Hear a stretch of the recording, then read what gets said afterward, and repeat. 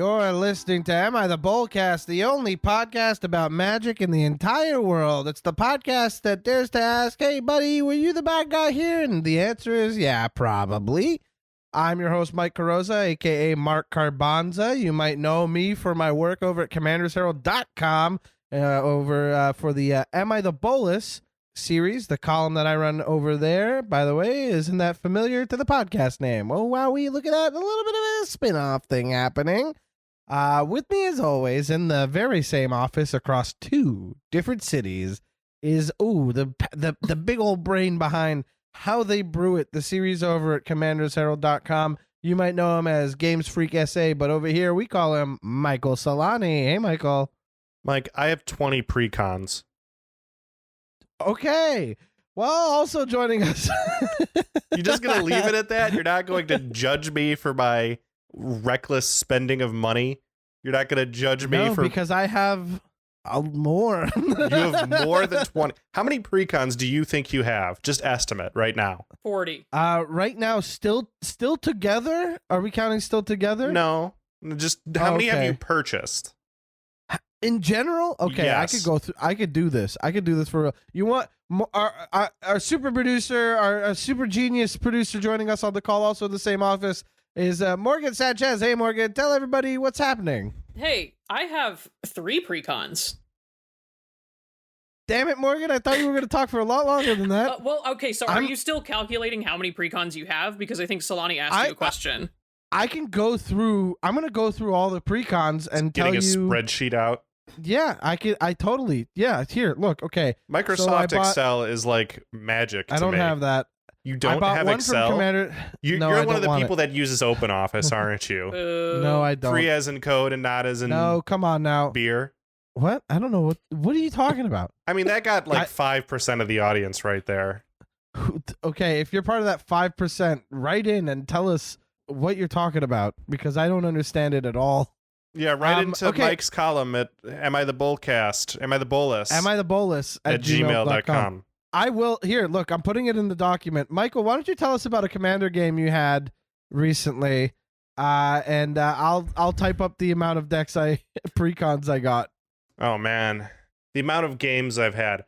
I had a game with my Get Targeted by Stuff deck. I have a deck that gets targeted by stuff. That's the point of the deck. Okay. Because when it gets targeted by stuff, you draw a bunch of cards and also make like tokens and stuff. Who's the commander? Cut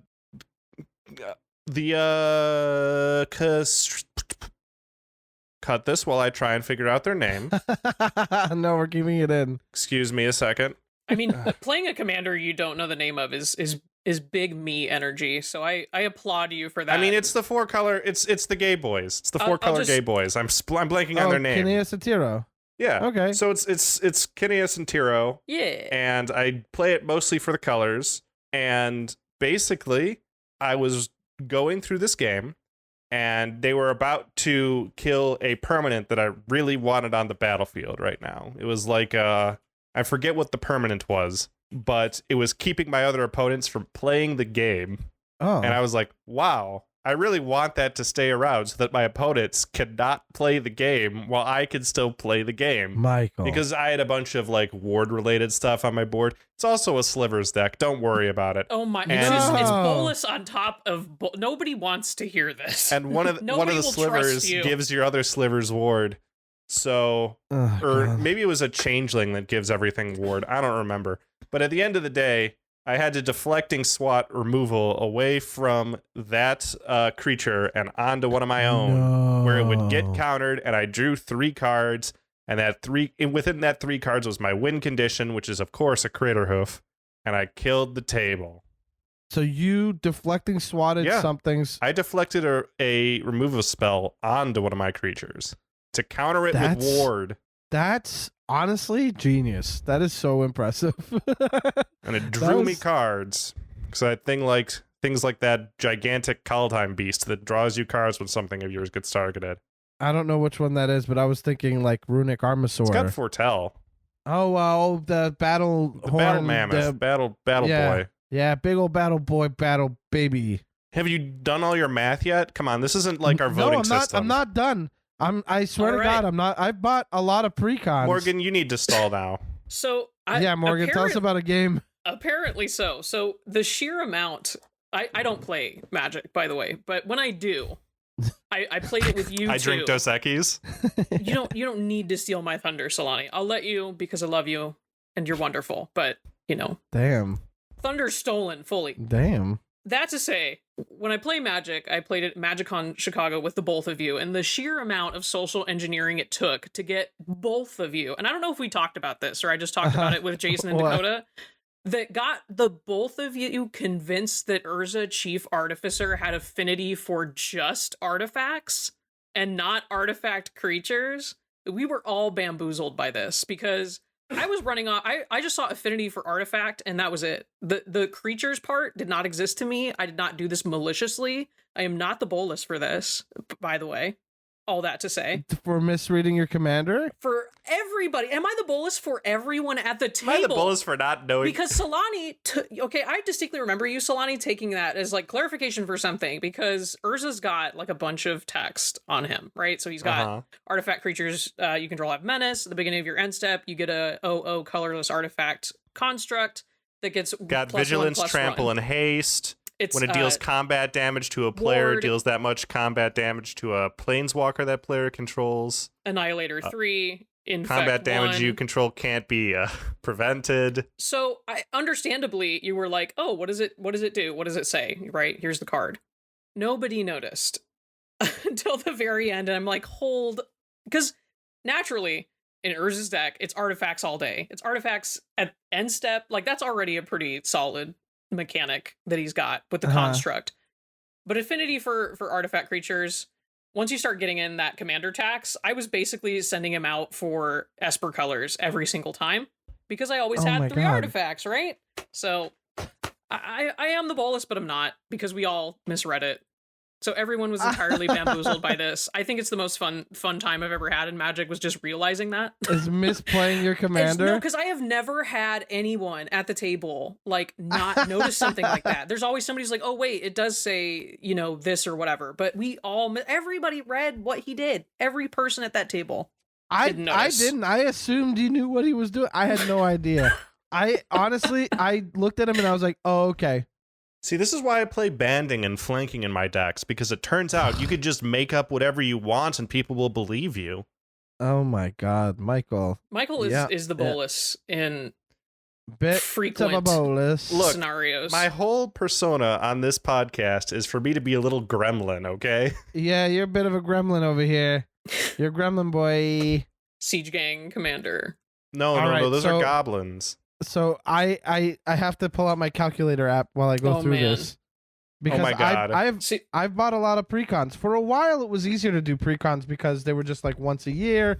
And then the thing is, like, I used to write for an LGS that paid me in store credit. So I was like, well, you know what? Every time I have to review all the cards in different colors of the sets and I make enough money to buy a box and the commander decks, I might as well buy the commander decks. So there's a nice chunk of these that I didn't technically pay for, or rather they paid for themselves. Whoa, out of context. Hold on. You can't say they pay for themselves if you do them in exchange for work that you're providing to the company.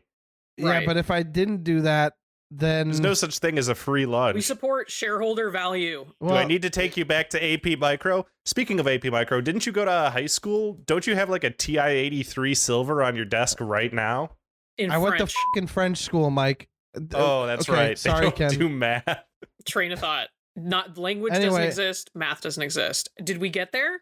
Do we have the final number? Yeah, we got number? there. 70 precons. I bought 70 precons. Oh wait, no, I missed 2. 72.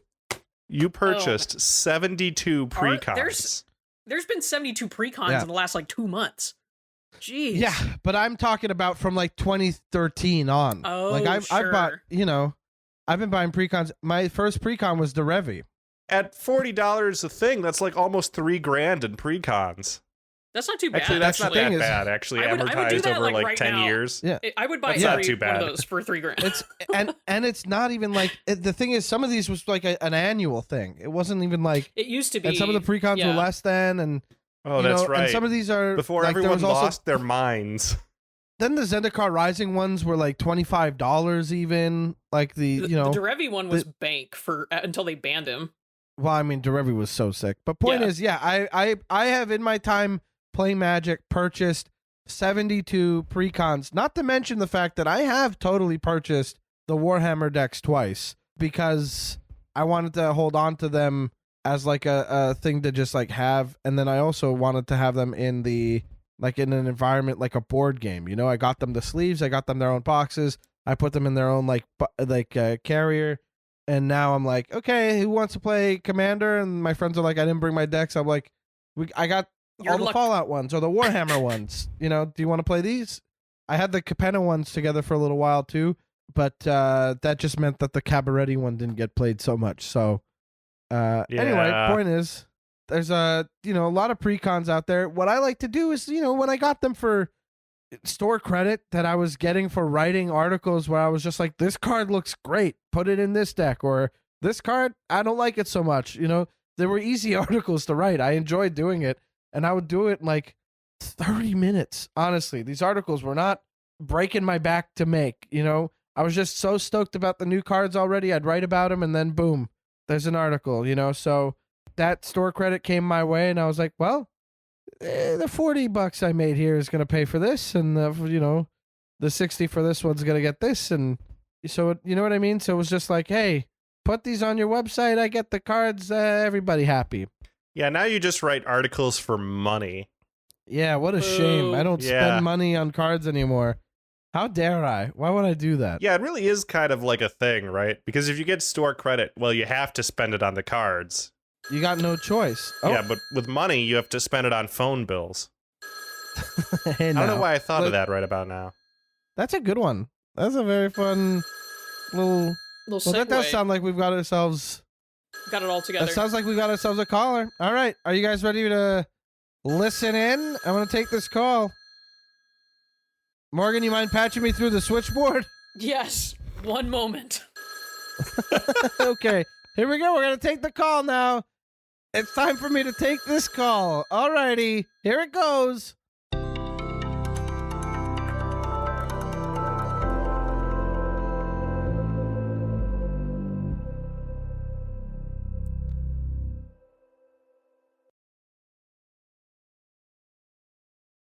Caller on the line. It's Mark Carrozza, Mike Carrozza on the line asking you, who is speaking? Who's calling in today on the Bolcast? Hello. It's Hello. the Howling Salt Mine. You guys are calling again? Back to back? Yeah, we got more minutes. We filled up Tony's phone card, so we're good. We're ready to rock. We are all huddled around one receiver, though. So if it sounds odd, that's what's going on. Yeah. Okay, well, shout out to Ken, who's going to clean everything up real nice around one microphone. Thanks, Ken. The Howling Salt Mine. Boys, identify yourselves with your name and your voice so everybody knows who's speaking when you're talking. I'm Tony. Oh, boy. Nice. Fucking crushed it. Tony. Oh, swearing again. Tony. You guys can't yell at me for it because then it makes me almost immediately do it again. Yeah, I know. I I'm the noticed same that way. Yeah. So that is Tony. Tony, go ahead and say hi. Hi, I'm Tony. Okay. And Michael, you were going to say something? Yeah, I was also just saying hi. Okay. And who else we got with us? It's Sam. And I'm Sam, and I'm the third one. Hi. I'm the third one. The third one of what? Pray tell. You guys are the boys from Howling Salt Mine, the podcast over on wherever you get your podcasts. Yep, that's where we are. About salty stories, a couple salty stories. I feel like we could forego introductions on this episode. If you guys, listeners, if you want an introduction to these sweet angels, you go back and listen to the episode before this that they did. Exactly. Where it's gonna say with Howling Salt Mine in the title, so that's how you know it's them. So go ahead and give that a listen if you want to hear a little bit more about the podcast. But it is a great podcast, and I recommend that you subscribe to it immediately. Follow them on Twitter and Instagram, and wherever you get your podcast, you give them a little subscribe, follow, leave a little review, give them 5 stars. Ooh, Five star. Ooh, Would thank love you. that. A little 5-star We review. love all five. All Yeah, all that'd be five great. stars. Yeah. Yeah. 5 stars heard. Thank you. 5. Yeah. And if it's 4, don't leave it. Yeah, honestly. You know what? I used to work, and this is, I don't know what kind of NDA I'm breaking here, but I used to work at Apple. And when I worked at Apple, boy, did people love giving people 4 stars because they were like, well, the service wasn't perfect, but Ooh. it was really good. There's always room for improvement. And you're like, hey, we're not asking for perfect. We're asking to keep our jobs and maybe get some raises. Hey, you know how you're like, the philosophy of it is like, nobody's getting an A plus because if it's an A plus, nothing's an A plus. Ha ha he he. Hey, Barbara, shut up. I fixed your phone. You didn't have to lose all those pictures of your granddaughters. The least you could do is put 5 stars on my thing so I don't have to have a meeting with my manager where they're like, so what happened here? Yeah. It's like you're not Siskel and Ebert, I don't need like an in-depth review. It's either 5 stars or just don't even leave the review. Yeah, Thank you. Your ethics don't need to show up on my performance review right now. Yeah. I'm not reviewing you and your quality of writing the review that you wrote me. Like, you know what I mean? I feel like those people are. It's like if you say it's good and it's 5 stars, someone else is going to be like, well, in my book, that's actually 3.5. It's like, you're not getting criticized that much. It's fine. Yeah. Especially if, like, you know what? You know who's not getting any phone calls or being held any sort of accountable is the person who left 4-star reviews. But those 4-star reviews are used and held against the employees who receive them. All because you're like, well, I don't want to give a perfect score. It's like I did wait 10 minutes because I didn't bother asking anybody for help. Okay, sure. Hey, you were too shy to speak to the person who was literally making eye contact and asking you, do you need any help? And you're like, Yeah. Anyway, that's a whole other thing. Speaking of calling in for help. Hell yeah! Oh, wow. Professionals in the building! We got it! Hey. Oh my. Take cover. Oh, wow. Oh.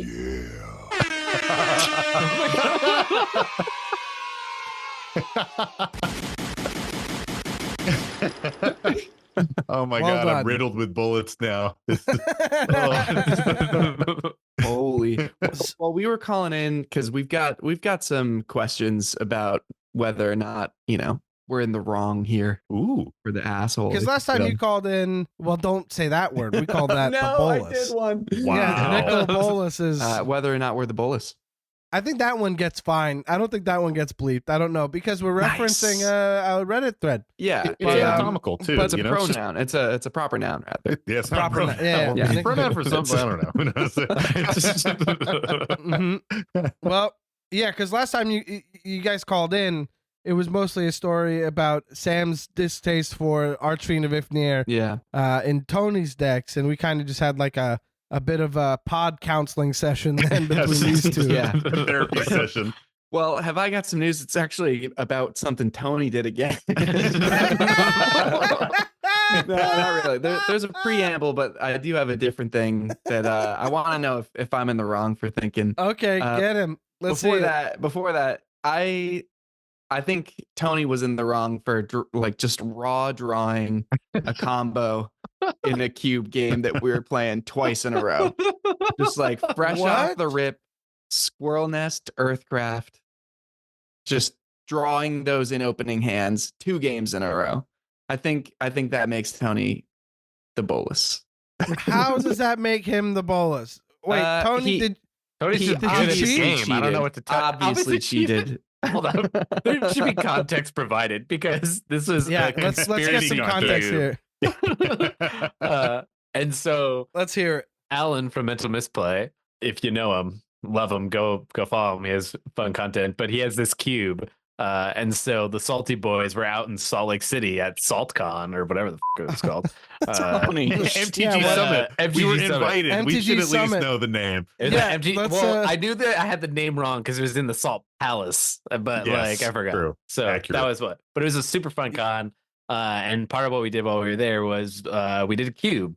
And so Sam has done this cube before. I have never done it. Mike has never done it. But we had a full pod, and it was super fun. And the kind of preamble to the cube was you're gonna do stupid, broken and I mean stuff. And There we it's go. fun. And if you find one piece to a combo, there's probably the other piece in there somewhere.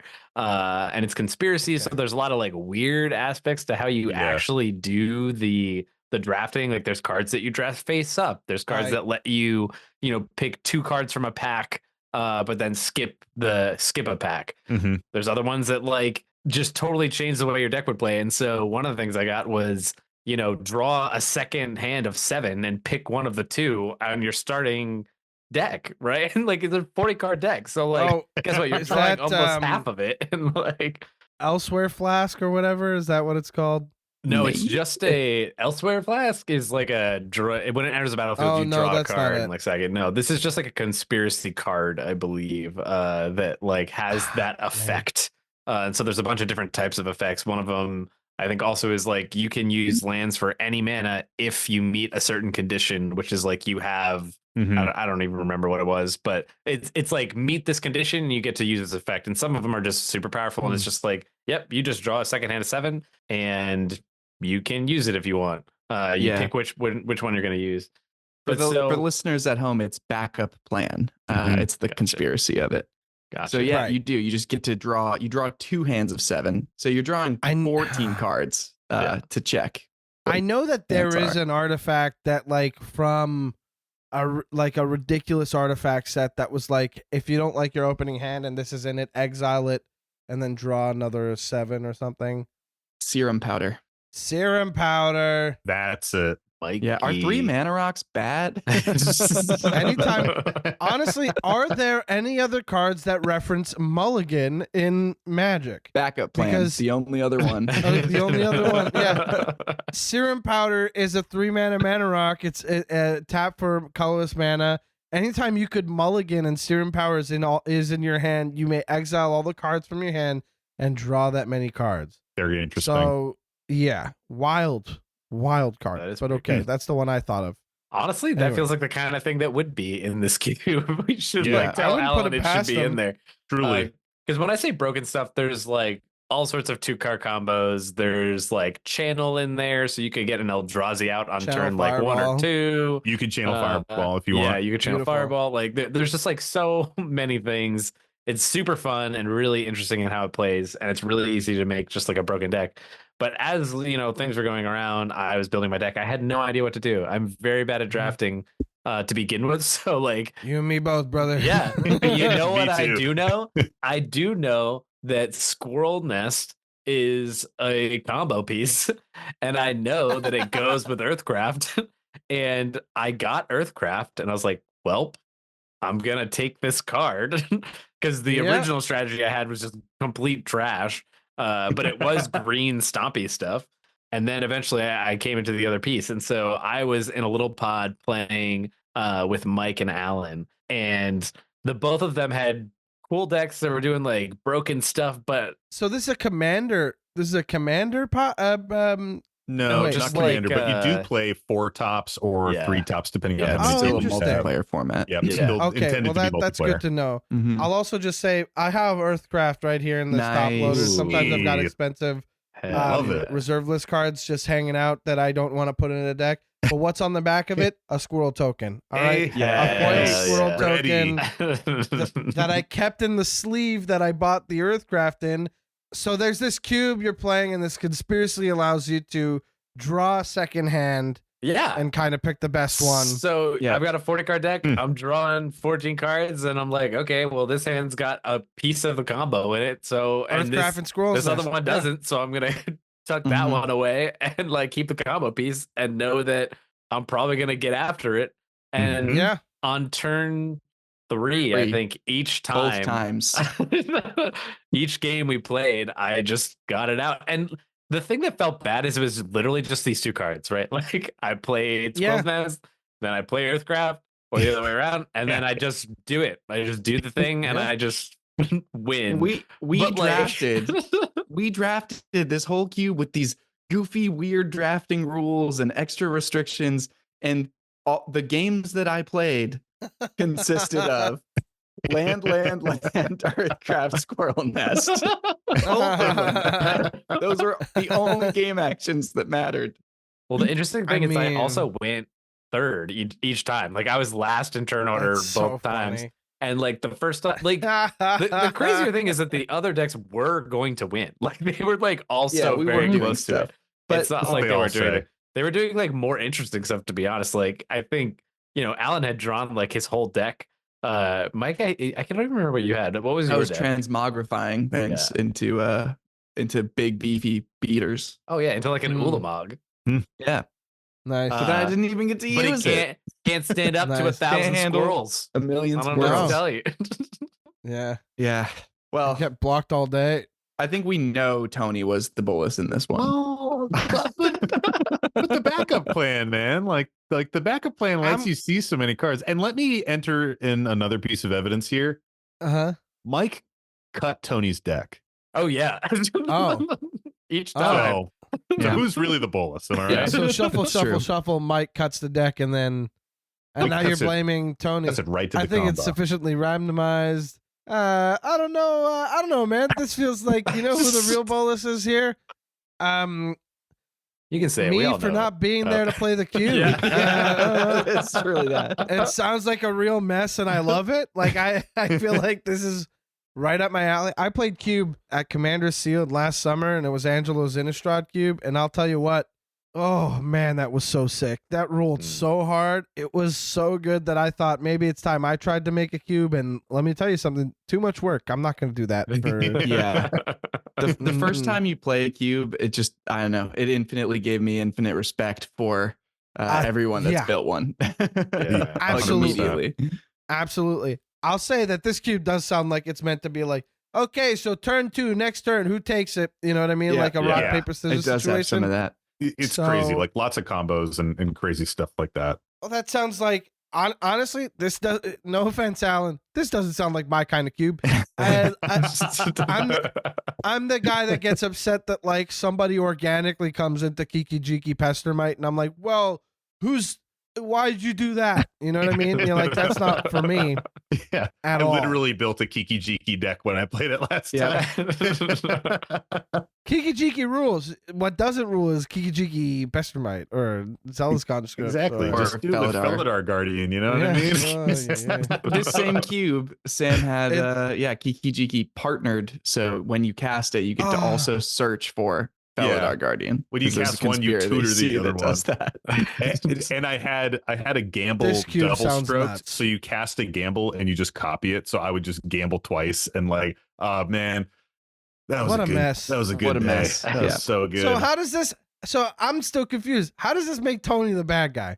I don't Like- understand what. Michael, you're coming to us with this story. You know what? You're coming to us with this story, and I'm not seeing it.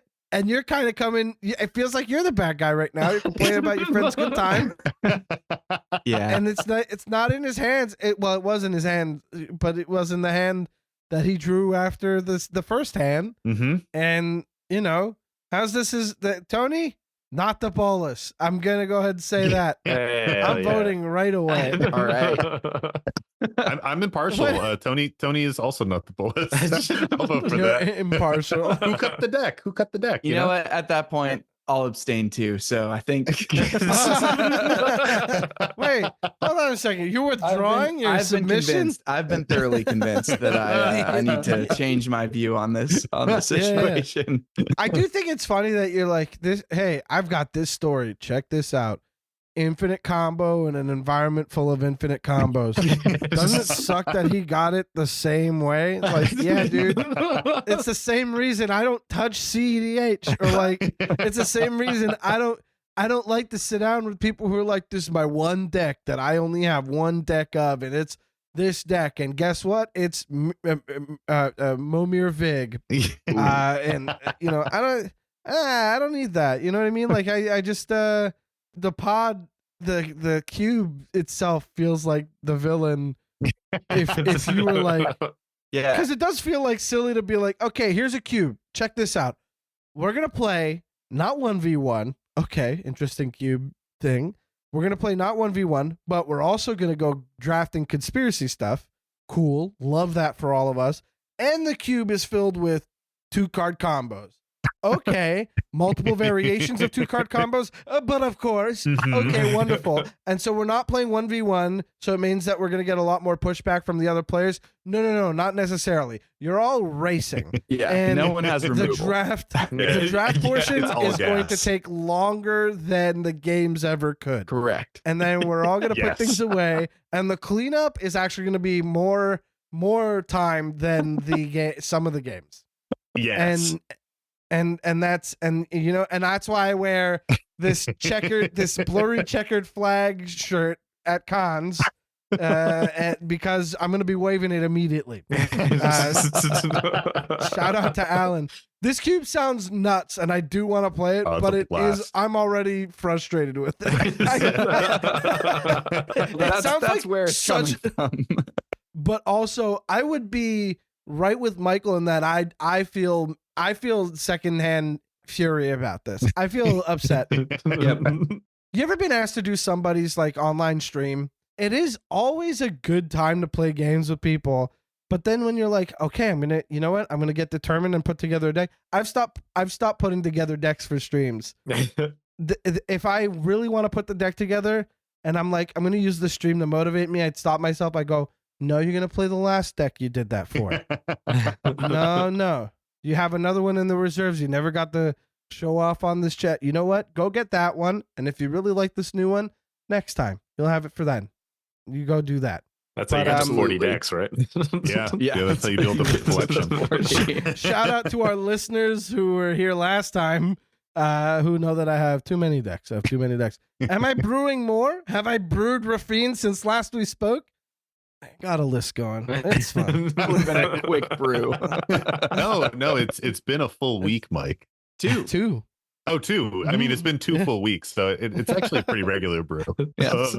It has been several months since the set came out, but I'm finally getting around to building Taysom from Murders at Karloff Manor. And who knows if this is still going to be true in a day from now. Yeah, that's a pretty old card now. Yeah. When it is in, Ken, insert the month that this comes out. In month June 2024. Gotta love it. But Michael, I do appreciate you coming with the story. I pause because I don't like when people call me Michael, and we've been calling you Mike, and you're Michael on Zoom. Both are great. I don't like Michael. Big fan of both. Michael's like, if somebody calls me Michael and I'll feel like a pit in my stomach, I will snap at them and be like, you don't get to say that. Like that's how it. And it's like it's a feeling. I'll say the story though. I don't think Tony's the bolus whatsoever. I'm sorry, I can't give you that. Tony, you're off the hook. Thanks. How does it feel to be off the hook? I mean, it just feels right. This happened last time. It's happening this time. Like, yeah. I mean, all of the viewers realize I'm a good guy, and the rest of them are the problem. Let's not get carried away here, but I think in this instance, you're fine. As soon as Sam doesn't have the editing control, everything comes out. The tree comes out here. I do also want to point out that Tony came into the story with a clean conscience. Like I don't think he's been up all night like, oh, the Earthcraft. He's like, oh, it's fine, man.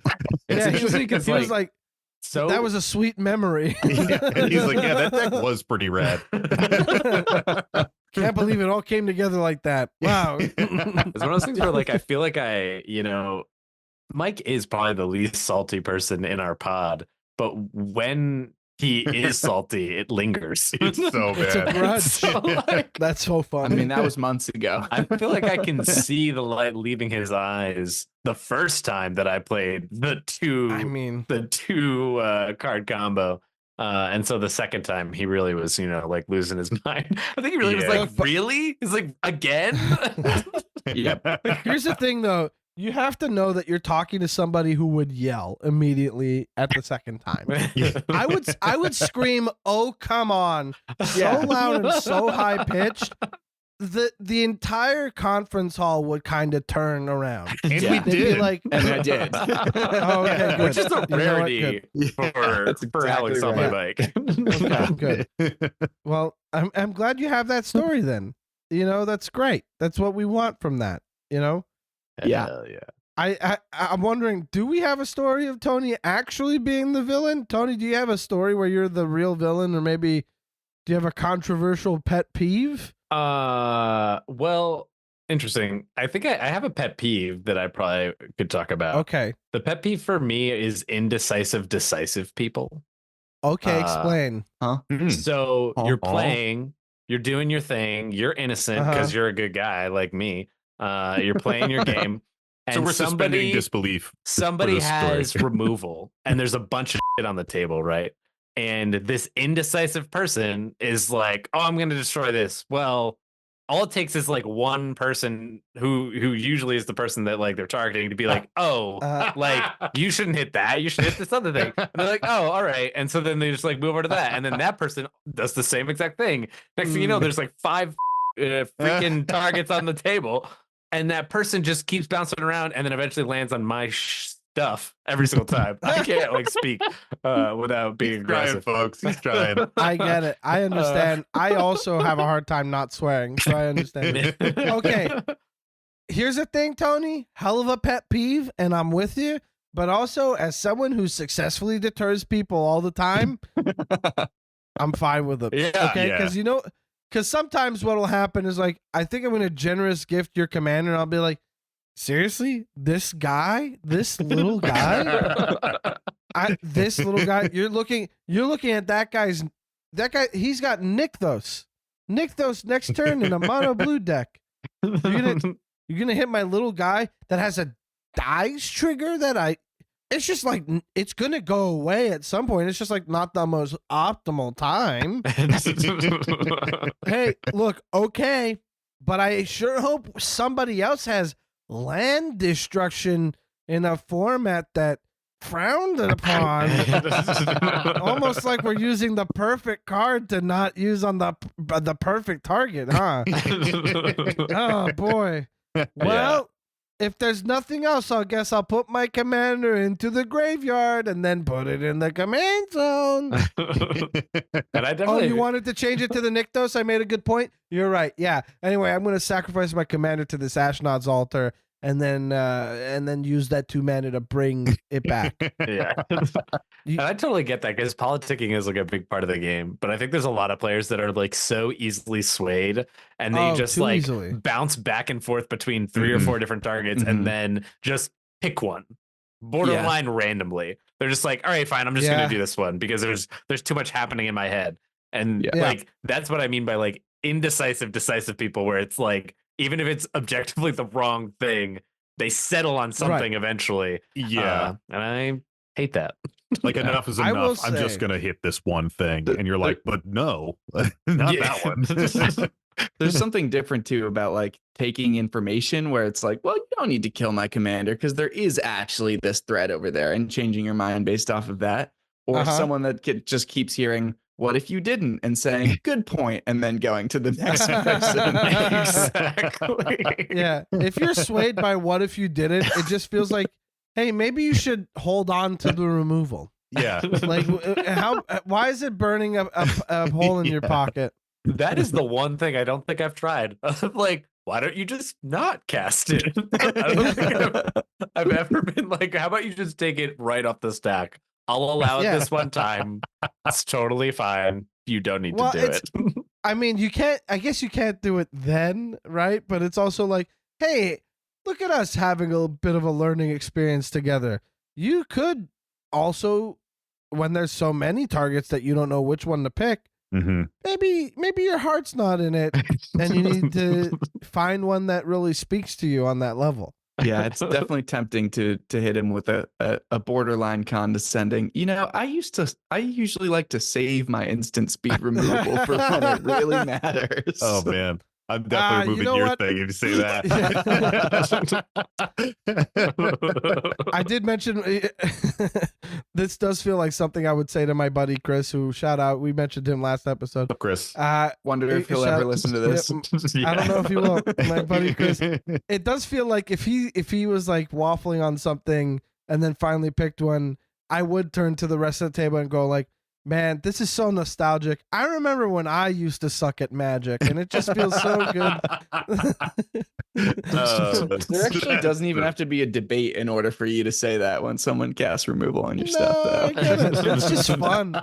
But also, like, obviously, I'm not about to say that, hey, let's show up to a convention. Nice to meet you. What's your name? Shane? Cool, Shane. I remember when I used to suck at Magic like Shane.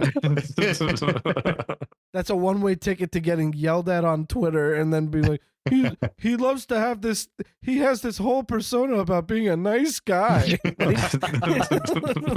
And really, he's mean. You're like, yeah, I'm a full-fledged human being. Just because I'm a adult-sized 300-pound toddler doesn't mean that I'm always going to be a nice boy, first of all. I do think removal burns a hole in people's pockets sometimes, though. Like, totally. I think, like, especially if you hold up mana and you're like, well, I'm going to choose to not do something on my turn, hold up mana, so I have this removal, and then it gets all the way around, and you're like, well, I got to get my value. I didn't do that thing on my turn. I have the removal now. I'm just going to pick a target that seems the most threatening, whatever criteria I have, and I'm just going to blast it. Yeah. Well, that's the thing is like you could totally have like 2 targets lined up, and if one of them gets dealt with by the time it's before your turn, awesome. Nab the other one if you're so intent on casting it. But if there's like one thing and then you've like quote unquote spent your mana but not your card, hey, look at you being a great Magic player, relying on full control and information. You want to first of all, removal is such a controlling way to play. Who needs it? I say do your own thing and eventually people die. Yeah. Like that. I'm so with you. It's not even funny. Oh, no. I remove removal from my deck so I don't have to make those choices. I don't need to hold up mana. I can just play cool things on my turn and it's fine. I love removal that's like one for each of you. Then it's like, oh, I can't. It's the cards. Cards saying I got to do it. So, you know, like, or something that's more of a catch-all where you're like, I know I have it. I'm going to do it. And that's it. You know? Hey, this is giving me problems. Here's Ravenous Chupacabra. Bang, bang, baby, you're dead. Anyway, you know, it is fun to play like a Druid of Perfection or whatever it's called, the 4-mana Druid that enters. Oh, yeah. Purification. Yeah, Purification. Yeah, it's great. Druid of Purification, that's it. So, like, it's, you know, that's fun for, you know, to play every now and then. But you know what's a lot more fun to play? A bunch of tokens, a sack outlet, and a Zulaport Cutthroat. Oh, buddy, don't even. Now you're talking. I don't even need to see your board. Like, yeah. I need removable. Otherwise, every game is Earthcraft Squirrel Nest. So I will be running my removal. Yeah, you definitely need removal. Otherwise, that's the format. It's racing to a win con. But it is a lot of fun to get like 7 cards together and being like, oh, these work well. Yeah, hey, that's a blast. Nice.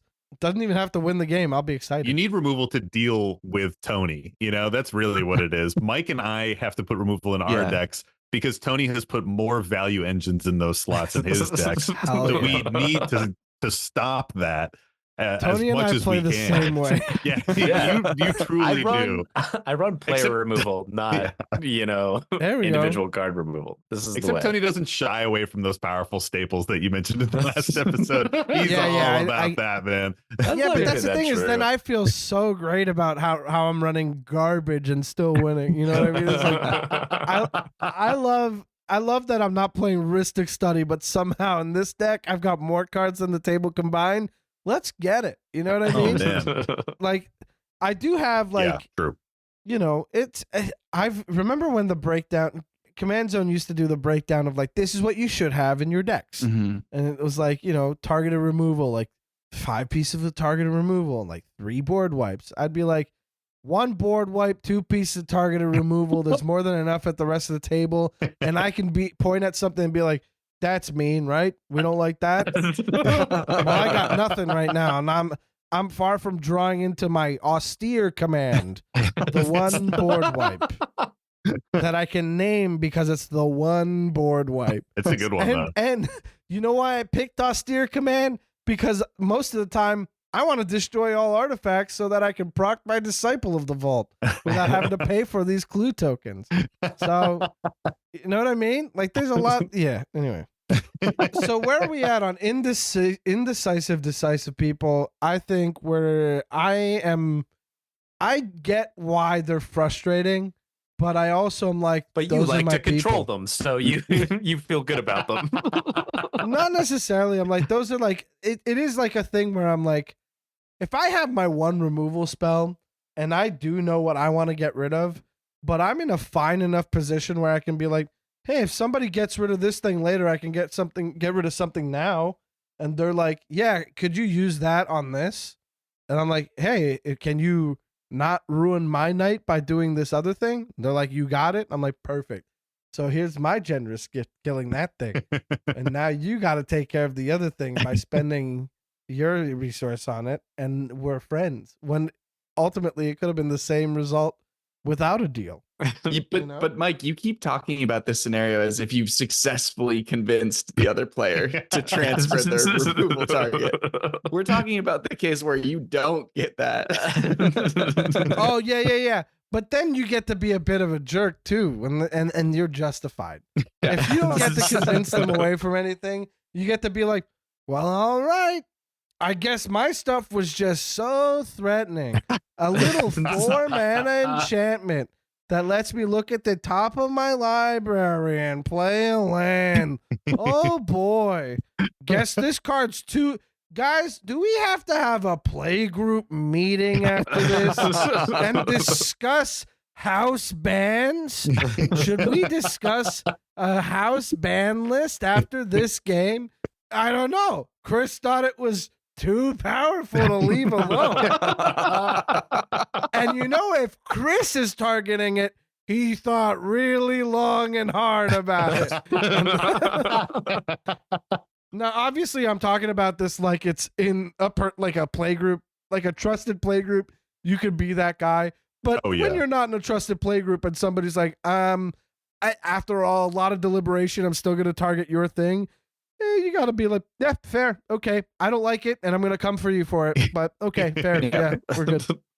Yeah, you can't scold them. I think it's almost a worse scenario when it didn't start on your thing and it just ended on your thing. Yeah. When it ends on your thing, you're like, we're doing this? Okay. Okay. I have probably been quoted saying exactly that many times in my playgroup. Like, really? We did don't it? recall. All right. Cool. I don't recall that, Tony, actually. Because you're so blinded. Because it's me doing it, folks. I'm the one. I'm the one who's redirecting the targets. Yeah. And it works most of the time. Verbal Deflecting SWAT is a good card. Yeah, if I don't have to spend mana or a card to deflecting SWAT a spell away from me, I'm going to do that a lot. What I don't mind is when one of my creatures is being targeted, I'm like, I have a sack outlet on board. You're basically forcing me to do a thing sooner. Yeah. I don't know if it's really worth it, you know? I don't even like care. Yeah, like just go for it. Remove it. Yeah. That's the thing Mike does often is we'll be like, well, I'm going to remove this, and you're like, okay, and we're like, but I don't have to. What will you do for me? And you're like, you could just remove it. I don't care. And it's like, maybe I should remove something else. It's like trying to scale like a sheer surface that's just glass and there's no footholds. Like, you're giving me nothing here.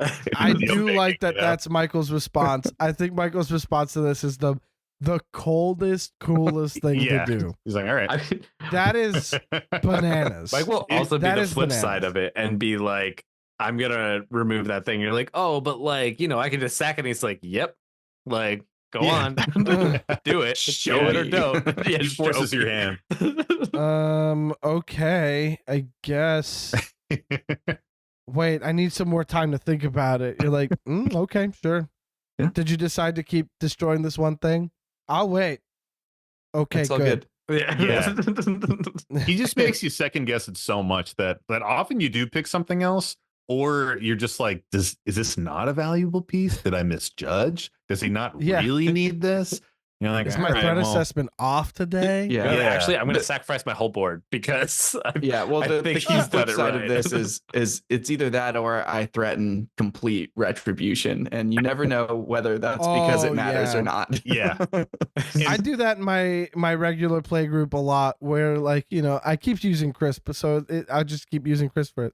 Or Chris will be like, I have to get rid of your sack outlet because otherwise you run rampant with it. I think it's the best move is to get rid of your sack outlet, and I'll be like, okay, I'll admit that's the right call, but hey everybody else, good news today. You don't have to worry about me at all. Chris, I hope you enjoyed that play because it's the last one you're going to get to do without any real consequences immediately. Mike, we're just the same. We're the same person in our pods. You got to send a message and then they don't do it again. Exactly. I agree. But if Is you that the send Jersey the in me? message That every feels like single it. This is that why is- we're the that same. is. Yeah. But Tony sends that message every single time you do something to him, and eventually it's Boy Who Cried Wolf, and I just don't care anymore because Tony's like, "Well, I'll be your mortal enemy." It's like, "You were my mortal enemy last game, man. You can't do it again." You know? No, you can and you will. You know what? We've been going for some time, and I do think that as far as a two-parter goes, an unexpected two-parter, Oh. mind you, we didn't plan this. You guys just called in again. Yeah, we just call when we have problems. I mean, Yep. it's the Yeah, Just there we hotline. go. happened back to back. The hotline number's we there go. for everybody to use. I don't know. And so, gang, thank you so much for calling again, Sam, Mike, and Tony of the Howling Salt Mine. Be sure to check them out on Twitter, on Instagram. Check them out where you get your podcast. Subscribe, follow, listen, review. 5 stars only. Don't be jerks. 5 stars only. You know, and I say this on our podcast too. If you don't want to give 5 stars, give 5 stars anyway. And then guess what? My email is so easy to find. You can be mean to me directly without ruining it for everybody else involved. And if you really want it, that's what you're achieving with less than 5 stars is you're hurting my feelings. Would you like to hurt my feelings in a more direct way? Let me help you. I like that. That's great. So that'll do it for us this time on this call. Good night, everybody. Let's get back to Celani and Morgan in the booth.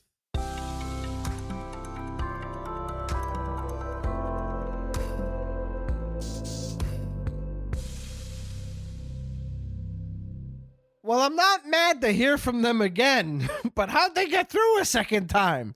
I have no idea. The boys from the Howling Salt Mine, thank you so much for making this a Howling Salt month, I guess. If we had kept them in the same month, Howling Salt May could not be. Wow. A month's worth of episodes with the Howling Salt Mine boys. Thanks again to Michael, Sam, and Tony for calling in. And again, as you may have heard on the last episode, check out Howling Salt Mine. It's a good time. Great podcast, good people, and get involved. How do we feel about this one? Morgan, we should get into it, but before we do, tell us how the votes break down. All right, Mike, math-wise, me, Oh boy, my favorite subject in Me- French school. You did And- just count to 72. that was a really long count to 72, and we're very proud of you for it. I went through the You get a gold Wikipedia to get star. I went to look at all the Commander Precon decks that were released and made sure I marked down the ones I've already bought. Just really it wasn't quickly, just counting them. since I had to 2013. find them. Exactly. Our voting system, thankfully, is super simple. Between me and Celani, we each get 1 vote, which means between us, we have a total of 2 votes. Carrozza, That's me. his vote Yes. counts for 3. How do you like them apples, I don't. genius It boy? means our votes No, don't mean no, anything no, compared to don't. yours. Goodwill Celani- Hunting. I don't. You're not gonna. We're gonna send you to the gulag if you keep talking like that in every single The- episode. the- It's fair. It's the gulag. free, fun politics. That's all math is. Math is politics. Fun-free politics. Oh God. Math is objective. What is happening? Politics. So let's get into this. Morgan, what's Michael? What's Tony? What's whoever's question you're gonna go with? The What whole do Name they the ask third you? one. Who's the third one? Sam didn't ask a question this time. Sam Sam's got lost to in the talk a mind. lot last time he called. Yeah. Sam's prospecting. He's got one of those little helmets with the little light on it. It's like flickering out. He's like, oh no. He was too salty about Archfiend of Ifnir to come back this time around, so he just went deeper into the mine. Look, he was back. He just wasn't being salty again because he got his say. The Archfiend must have got him. We got Michael talking about a cube situation and Tony talking about something else targeting. So, Morgan, Which one are we going with? So, the Howling Salt Mine trio, duo, singular, wants to know. Tony. Or Michael. Or Tony. Michael. Or Tony. Or Sam. It's Tony. Wants to know, am I the bolus for disliking when players can't make up their mind about their own targets? Yeah. Okie dokie. I like this topic. And there's an addendum here of, or changing their mind or rolling dice to make decisions. Okay, so like, not being indecisive about your targets. Not being like, okay. I think Tony specifically wasn't like rolling dice, but rather like having somebody's mind changed while playing. Okay. All right.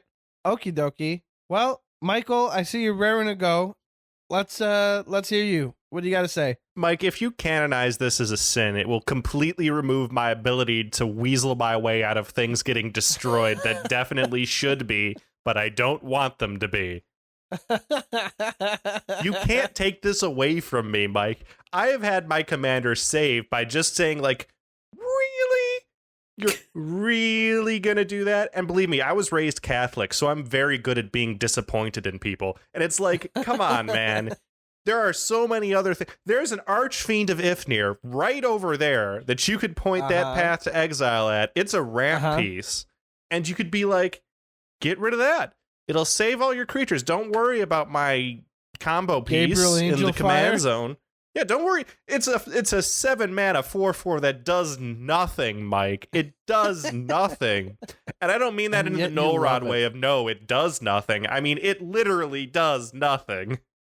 Celani is a sweet, sweet angel in every EDH game he's ever played, so you can't I'm a target sweet angel with a silver tongue, and if you take that away from me, well, then I'm just going to have to declare you the bolus, Mike. Okay, well, so you're saying that, are you the bolus for disliking when played? So you're saying Tony is the bolus? Yeah, for disliking. Of course.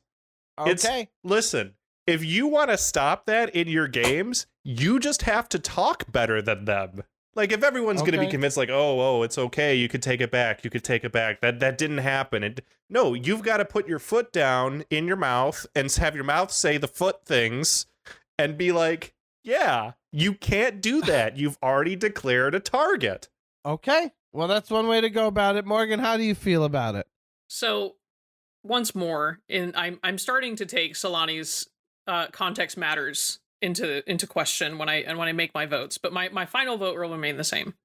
Disliking when players can't make up their mind about their own targets there's a lot going on with that. I think some people naturally maybe don't know what the optimal play is, and maybe it's not great to get upset at them for that. But when somebody's very clearly trying to min-max the game and they just make a genuine mistake and they declare the wrong target and they're like, oh no, I actually don't want to do that. Yes, put your foot down. You made a mistake. Ideally, don't make the mistake next time and know that you weren't supposed to do that. But if some plays are confusing, some plays need more clarification. If it's not too far gone, I'm okay with rolling stuff back in 99% of my games. I don't play CEDH or anything. Mm-hmm. It's basically no rules where I live, and that's the nuance to me. So, but all that being said, I don't like the person who wants takesies backsies like every single time. And by every single time, sure. I mean, it's the same, oh, I did it again. That oops, I did it again guy. He's not Britney. Britney Spears? He's a pain in the butt. Britney. He's a pain in the butt when he does that. So I would say no. Would you say they're toxic? It is toxic. It is toxic. But thankfully, Celani, you're a sweet, sweet angel. We forgive you for everything. Every transgression forgiven. Never the bolus. Never the bolus. Not even once. Forget about that time I tricked a kid into attacking poorly. So nope, not the bolus, because the times that it's irritating the bolus, are very irritating, because they tend to, it's like give an inch, take a mile situations where they just start taking back everything. instead of figuring out their mistakes. So nope, not the bolus. Not the bolus for not liking when people can't make up their mind about decisions. Okay, so we've got a I'm bolus gonna and a go not ahead. the bolus. Interesting. Now I get to friggin' talk about it a little bit. Here's the thing. I am split because I am, much like Celani, somebody who likes to try to get the negative attention off of me and onto something else that needs removal. What are you talking I about? I crave negative attention. Well, okay. Well, then let me rephrase that. I will use other pieces on the board as like targets for removal that I don't have. And that's just what politicking is in the game, right? Like you're like, hey, somebody's like, hey, I'm going to generous gift your thing. And I'll go like, are you sure you want to do that? Considering on board, there is a much bigger threat to the entire table versus my little guy. And they're like, yeah, I think I'm going to take you up on that. And I'm like, sweet, I really need this little guy, right? It's one of those things where I understand that, and I think Sam also mentioned that that's how he plays, or that's how Tony plays as well. But the point is, I think when players can't make up their minds and they are flip-flopping a lot or regularly or need to take things back, or they roll their dice to make a decision, that I'm not on board with. And I don't think you're the bolus for disliking when people can make up their minds. Yeah. So I'm going to go with not the bolus here. I think it's fair. Can we I think talk it's about fair. the dice thing specifically, though? Sure. Yeah, go ahead. I don't get why everyone's so upset about this. So Like, is it just me? I think the dice thing, when it's something that could like pivot the game in a big way, is a bit of an insult to the game part. It's like you're not playing a randomly select spell or, hey, this creature has to attack, I wonder who I'm going to choose kind of thing. You're just kind of being like, well, I have this creature and it can ping for 1, and I don't know who should take the damage, but somebody should. Let me roll a die and throw it down. Like, that's fine at the beginning of the game. But if it's like, well, I'm about to discard this kill spell, and I don't really know which one of your creatures is going to die, so I'm going to roll this die and make that decision there. It's like, no, everybody's got developed boards. Make an informed decision. This is part of the game. Hold on, chaos should be part of the game. It already is part of the game. Why can't you be allowed to make a completely arbitrary decision? I've You're allowed decided to to, it's throw just not- away my agency and leave it all up to the whims of fate instead of making an informed decision, and maybe that'll change the course of the game. Maybe that's just my play style. Is that somehow less valid than making a choice and choosing wrong, which a lot of people will try to weasel their way out of? Like, I think it's like a Joker scenario. It's like it's completely fair. And we all know how much people love the Joker. Yeah, as I was saying it, I realized that did not work in my favor. Yeah, Michael. Yeah. You played yourself. Ah. You Oh my sweet, God, sweet that's- angel. This is the hero you sing of, the Joker? Next you're going to do the Gary Glitter song, for God's sake? But it's Michael, okay to do that sort of thing because it's Look, fun sometimes. You're allowed is it- to do something chaotically. I think You're- you are yes. allowed to play chaotically. You're allowed to. But it's not necessarily something that's super appreciated when part of what you're doing as a player is trying to assess, or like, the board state and making sure that you might have like a lower profile than somebody, and then you're doing all this stuff to make sure that maybe your stuff isn't going to get targeted, or you're not going to take damage for no reason.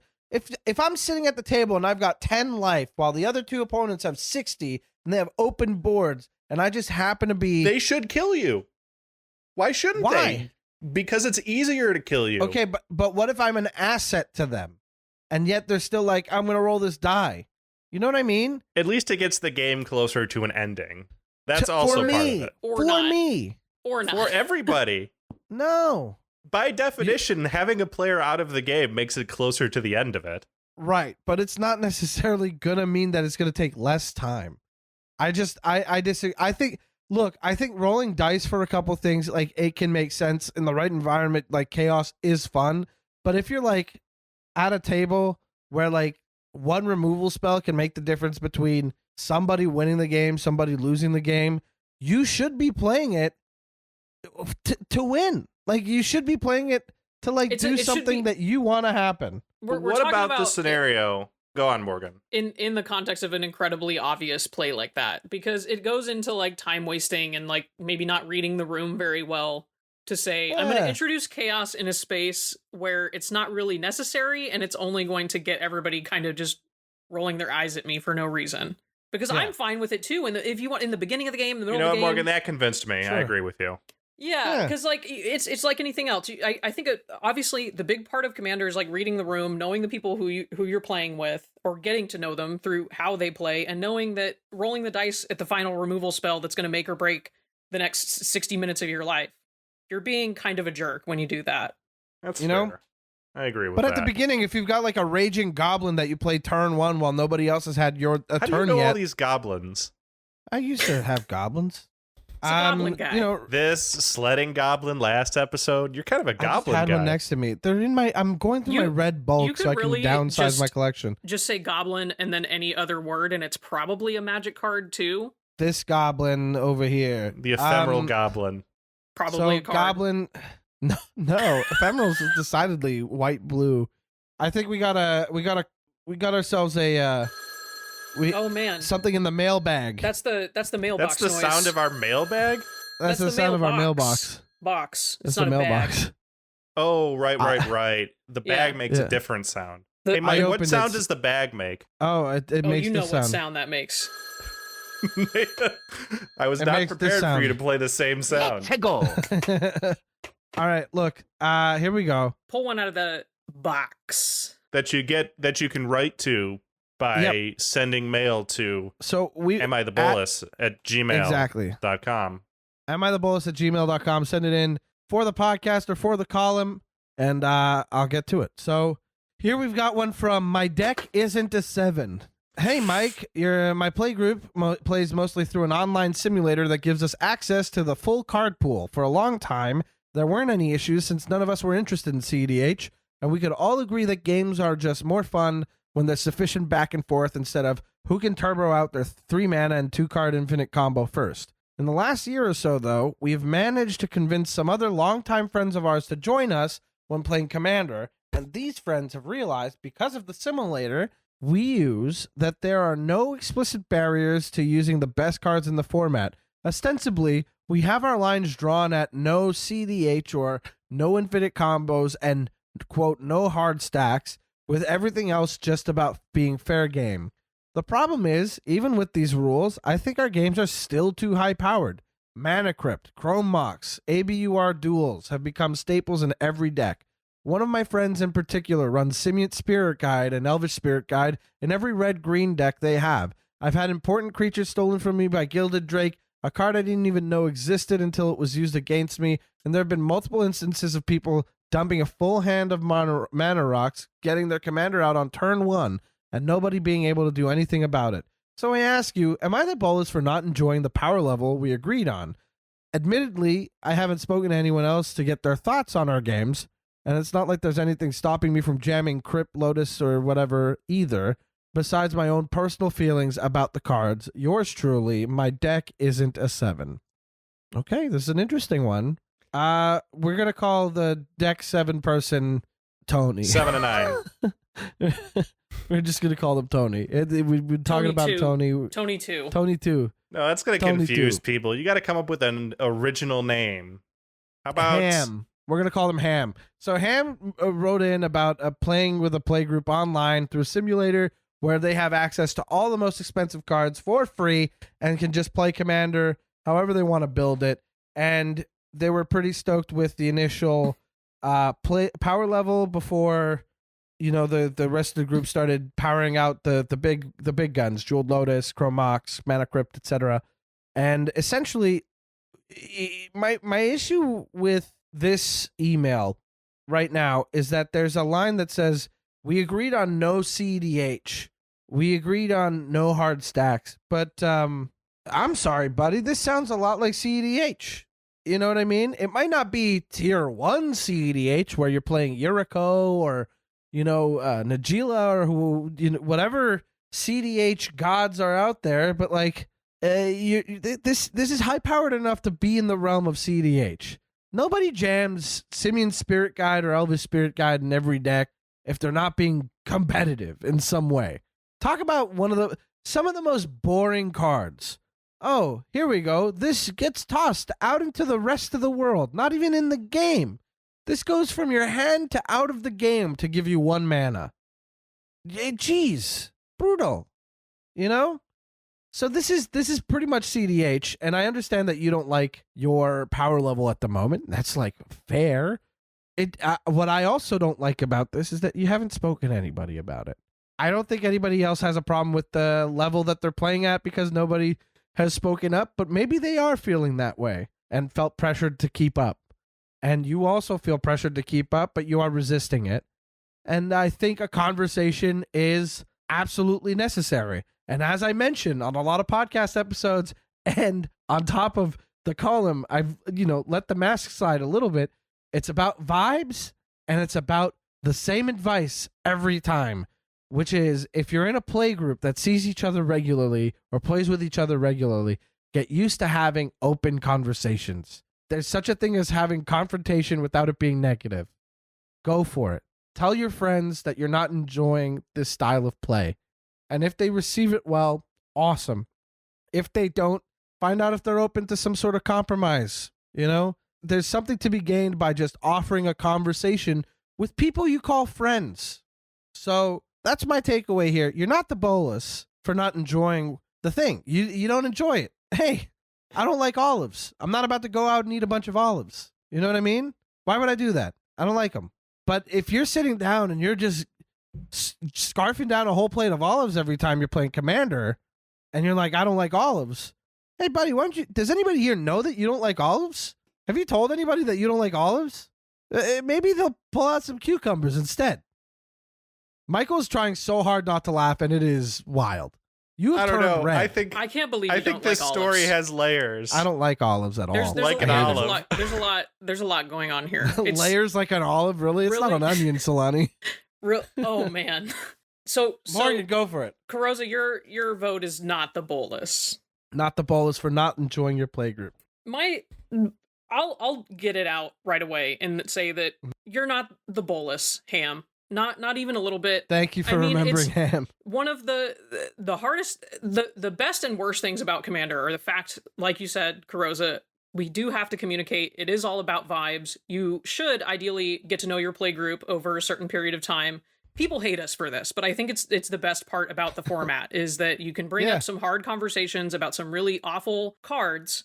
And in this case, when there's no rules, there's no rules. And whether those rules, the lack of rules is tethered to the fact that you haven't communicated that, okay, no CEDH is pretty broad, because then people can get kind of cheeky and just play essentially vintage Commander with, every card that's ever been printed. I'm not playing Demonic Consultation Thoracle. It's not that deck. Is saying do we not want to have a lot of ramp? Do we not want to have a lot of card draw, tutors? Like, there's a lot of different little bits and pieces that come into that power level that isn't just strong decks, because strong deck is very subjective.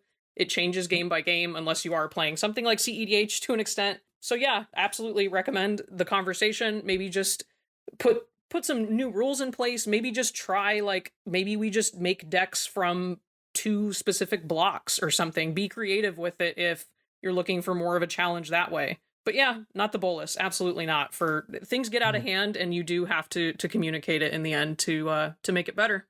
Totally. Celani, what do you think? I can't say anything that's different from that. I mean, if you don't say anything, you're being the bolus to yourself. Agreed. It is. That's something. There it is. I guess if you want to be a jerk, you can be a jerk to yourself by not saying anything about it. Go solve the problem. Talk to people and solve the problem. There we That's go. all I could really say about this one. There we go. There it is. Good confrontation. Oh, wait. Context matters. Boo. And the more you say that, and I think back to the time where you were like, we should have a shirt that says context matters. And it's just like, oh, yeah, really?